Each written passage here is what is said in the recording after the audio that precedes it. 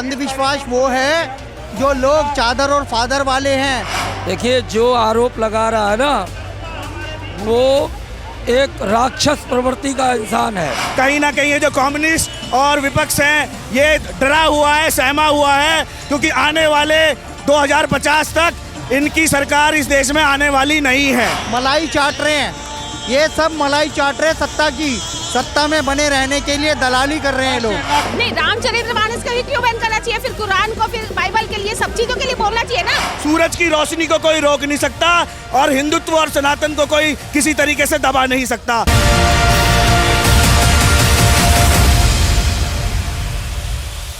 Sir, जिस तरीके से बागेश्वर बाबा पे आरोप लगाए जा रहे हैं कि अंधविश्वास को लेकर, क्या कुछ कहना है आपका? देखिए, जो आरोप लगा रहा है ना, वो एक राक्षस प्रवृत्ति का इंसान है और इंसान नहीं है। अगर वो देखिए, सनातन संस्कृति पर, वेद पर, पुराण पर, गीता पर, महाभारत पर, रामायण पर, उपनिषद पर जो भी सनातन संस्कृति पर आरोप लगाता है, वो अपनी माँ की कोख से पैदा नहीं है। वो कहीं खुदाई में पैदा हुआ है, जिसको न तो कोई आध्यात्मिक ज्ञान है, न कोई सामाजिक ज्ञान है, न कोई शिक्षा का ज्ञान है। वो ऊट पटांग बोल रहा है। वो इंसान के रूप में भेड़िया है। वो अपने आप टक्कर मार मार के, उल्टा बोल बोल कर, संस्कृति पर हमला बोल बोल कर खुद मर जाएगा, साथ के साथ अपने समाज लोगों का भी पतन करेगा।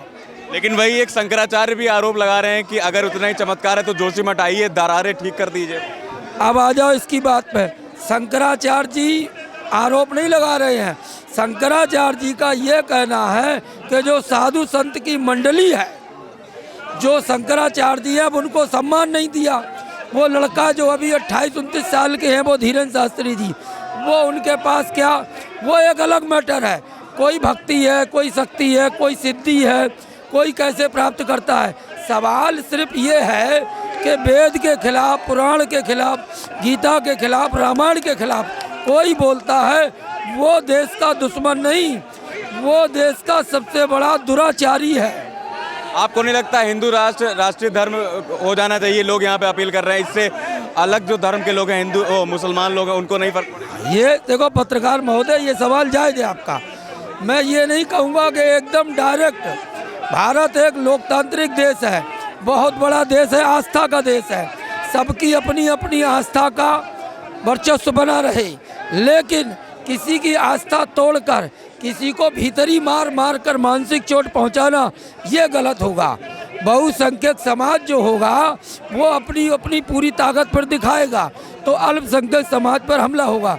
तो अल्पसंख्यक से समाज के लोगों को ये समझना होगा कि हमें क्या बोलना है, क्या सोच के रहना है। आपके साथ अगर गलत होता है तब आप अपनी बात कह सकते हैं, लेकिन भारत देश दयालु है, शिक्षित है, हर सभी समाज के धर्मों का सम्मान करने वाला है।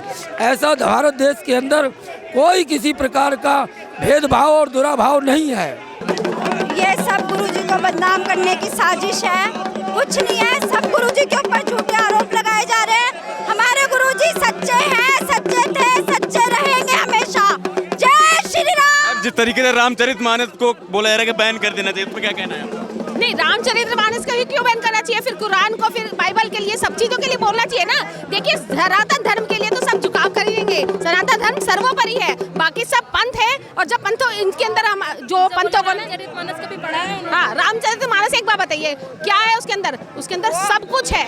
जबकि वो लोग अनपढ़ होते हैं, उन्हें रामचरितमानस का ज्ञान नहीं होता है, इसलिए तो हाथी चलता रहता है, कुत्ते भौंकते रहते हैं, उनको ज्ञान नहीं, वो ज्ञान है। समाजवादी पार्टी के नेता का कहना है कि इसमें दलितों का अपमान किया गया है।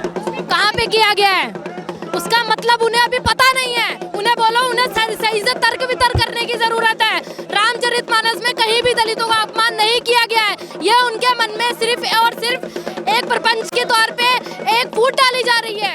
ये इतनी जो भीड़ दिख रही है, अंधविश्वासी नहीं है, ये देशभक्त है, ये हिंदुत्ववादी हैं। और हमारी आस्था है, अंधविश्वास वो है जो लोग चादर और फादर वाले हैं, जो मिशनरी लोग लोगों का कैंसर ठीक कर रहे हैं। जाओ हॉस्पिटलों में लोगों के कैंसर ठीक करो, लेकिन बागेश्वर धाम किसी को बुलाते नहीं है। लोग खुद चल के आते हैं, और उनके साथ खड़े होते हैं और उनको समाधान भी मिलता है। ये हमारी आध्यात्मिक शक्ति का प्रमाण है।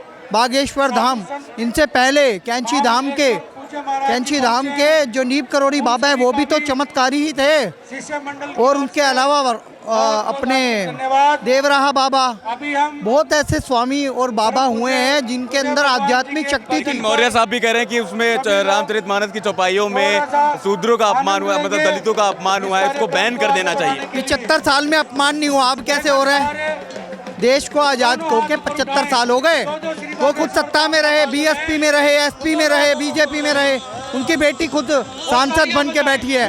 महिलाओं शूद्रों का कोई अपमान नहीं है। ये सब मलाई चाट रहे हैं, ये सब मलाई चाट रहे हैं सत्ता की। सत्ता में बने रहने के लिए दलाली कर रहे हैं लोग। तो इनको पहचानने और इनको सबक सिखाने की ज़रूरत है। जनता इन्हें हराए और इनको कभी भी जिताए ना, इनको घर में बैठाए। ये राजनीतिक लोग नहीं है, ये समाज में द्वेष पैदा कर रहे हैं, दो जातियों को लड़वाना चाहते हैं और ये बिल्कुल गलत हो रहा है। हम इसके विरोध में खड़े हैं। नागपुर से शुरू हुआ ये बागेश्वर बाबा को लेकर विवाद, लेकिन वहीं जहां पर समिति ने उन पर आरोप लगाया कि अंधभक्त के ऊपर, उसके बाद शंकराचार्य भी कह रहे हैं कि अगर इतना ही चमत्कार है तो दोषी हटाकर वो दरारें ठीक कर दें। देखो, शंकराचार्य जी जो अभी मुक्तेश्वरानंद है, उन्होंने रामचरितमानस के जलने पे एक शब्द नहीं बोला। ये एजेंडाबाज है। स्वरूपानंद जी भी ऐसे ही थे, उल्टे सीधे बयान देते थे। जो असली शंकराचार्य थे उन्होंने 4 पीठ बनाए, पर काया प्रवेश भी किया। मंडन मिश्र की जब डिबेट थी इसमें पर काया प्रवेश करके दिखाया। तो मैं कहना चाहता हूँ शंकराचार्य वही थे असली, ये सब नकली घूम रहे हैं।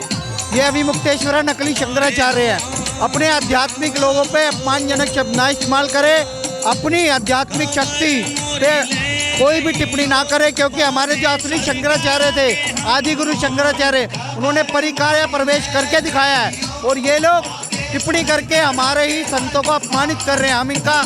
हम इनको भाव नहीं देंगे। हम रामचरितमानस को जलाने वालों को सबक सिखाएंगे, राम मंदिर बनाने वालों को जिताएंगे।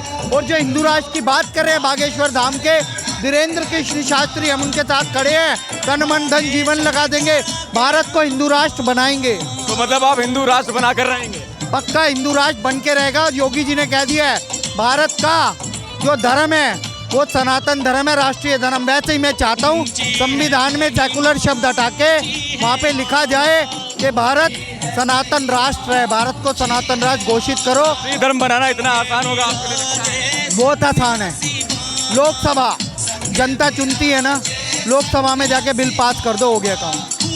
विधानसभा, लोकसभा में और राज्यसभा में बिल पास करो, हो जाएगा काम। देखिए, भारत हिंदू राष्ट्र बनने की ओर है, और जिस तरीके से सारे संत समाज और हिंदू समाज एकत्रित हो रहा है, कहीं ना कहीं ये जो कम्युनिस्ट और विपक्ष हैं ये डरा हुआ है, सहमा हुआ है, क्योंकि आने वाले 2050 तक इनकी सरकार इस देश में आने वाली नहीं है। जिस तरीके से आने वाले समय में नरेंद्र मोदी जी जो विभूति हैं, योगी जी जो विभूति हैं, भारत को हिंदू राष्ट्र घोषित करने वाले हैं संवैधानिक तरीके से।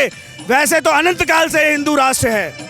मौर्य साहब कहते हैं कि रामचरितमानस की चौपाइयों में दलितों का अपमान हुआ, इसको बैन कर देना चाहिए। एक्चुअली मौर्य साहब जब समाजवादी पार्टी में गए तो उनका डीएनए चेंज हो चुका है, वो मिक्स ब्रीड हो चुके हैं, तो उनके बोलने से कोई फर्क नहीं पड़ता। सूरज की रोशनी को कोई रोक नहीं सकता और हिंदुत्व और सनातन को कोई किसी तरीके से दबा नहीं सकता। भारत हिंदू राष्ट्र था, है, रहेगा। इस पर सिर्फ सरकारी मोहर लगानी है, इसको कोई रोक नहीं सकता। आज इस बात को नोट कर लेना। आपको लगता है ये राह इतनी आसान होगी? ये आसान है, होगी या नहीं होगी, जो चीज है उसको साबित करना है, इस बात का दुख रहेगा हमेशा। सर, क्या नाम हुआ? महेंद्र सिंह। जिस तरीके से बाबा पर आरोप लगाया जा रहा है, क्या कुछ कहना है? ये बहुत गलत है, जो बाबा पर आरोप लगाए जा रहे हैं गलत है। हम बाबा को सिक्योरिटी के लिए डिमांड करते हैं, और बाबा ने बोला हिंदू राष्ट्र के लिए, क्योंकि वो हिंदू राष्ट्र है। और लोगों को क्या दिक्कत है जो बाबा बोल रहे हैं, और लोग बोलते हैं गजवा हिंद ये वो करते हैं, मुसलमान पार्टी पता नहीं क्या करती हैं, लेकिन बाबा ने हिंदू राष्ट्र के लिए बात करी है और हम उसका स्वागत करते हैं। हम भारत रक्षा मंच से हैं, दिल्ली प्रदेश महामंत्री महेंद्र सिंह। ये बहुत गलत बात है। रामचरितमानस को कौन बैन कर देगा? रामचरित पर हमारे पुरखों से हमारे राम, हमारी संस्था है, मतलब एक हमारा जिससे सब कुछ लिखा हुआ है, हिंदू धर्म की नींव ही वहीं से रखी हुई है। राम जी से आज से बढ़ के कोई भी नहीं है। और आप लोगों को पता होगा दुशहरे पे दहंत होता है, इन लोगों का दुशहरे पे ही दहंत होगा।